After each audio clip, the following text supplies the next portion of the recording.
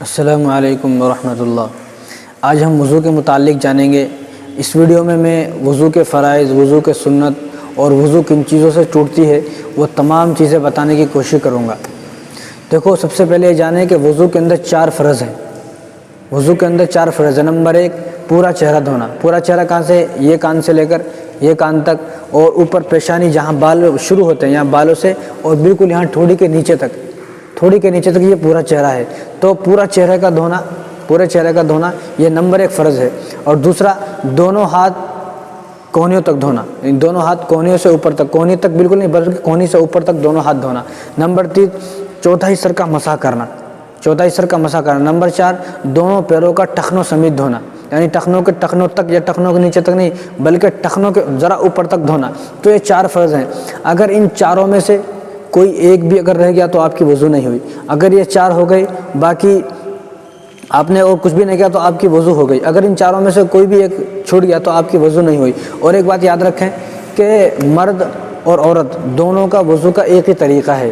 مرد ہو، عورت ہو، بوڑھے ہوں، بچے ہوں، جوان ہو، کوئی بھی ہو پوری دنیا کے اندر، تو وضو کا ایک ہی طریقہ، دو طریقے نہیں ہیں، طریقے نہیں ہے۔ تو یہ وضو کے فرائض ہیں۔ اب وضو کی سنتیں کیا ہے؟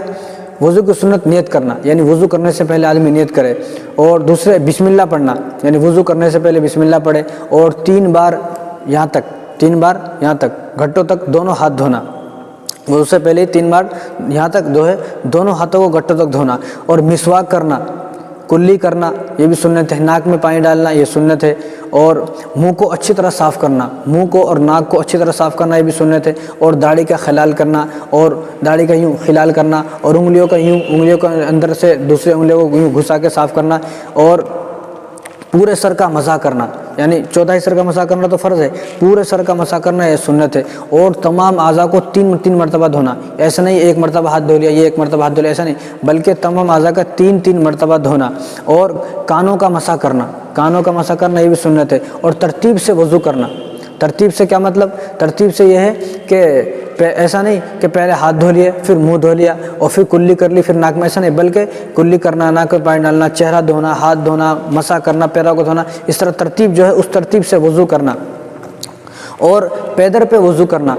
پیدر پہ کیا مطلب؟ یعنی لگاتار وضو کو کرتے رہنا، ایسا نہیں منہ دھو لیا اب باتیں کر رہے ہیں، پھر مسح کر لیا پھر باتیں کر، ایسا نہیں، بلکہ جب وضو کرنے بیٹھے تو پورا وضو کرنے کے بعد ہی باتوں کو شروع کریں۔ اور وضو کے اندر کوئی واجبات نہیں ہے، یہ سنت ہیں، وضو کے اندر کوئی واجبات۔ اب کن چیزوں سے وضو ٹوٹتا ہے آپ وہ جانیں۔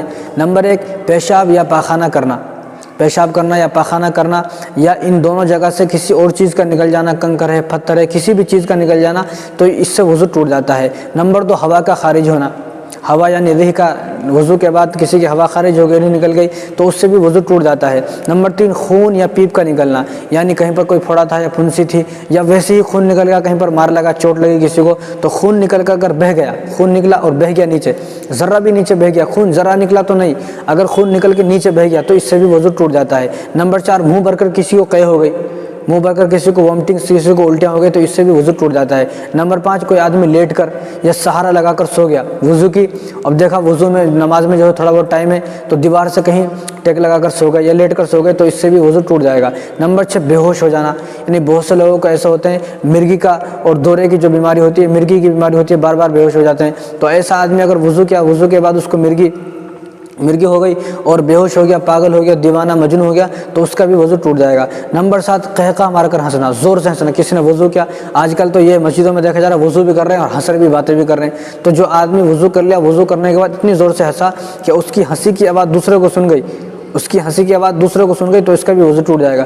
نمبر 8، خون کا، منی کا یا استحاضہ، یعنی عورت کو ماہواری شروع ہو گیا یا کسی کا خون نکل گیا یا کسی انسان کی، مرد حضرات کی منی نکل گئی، تو ان تمام چیزوں سے بھی وضو ٹوٹ جاتا ہے۔ تو یہ 8 چیزیں ہیں جن سے وضو ٹوٹ جاتا ہے، یہ سنتیں ہیں، یہ فرائض ہیں۔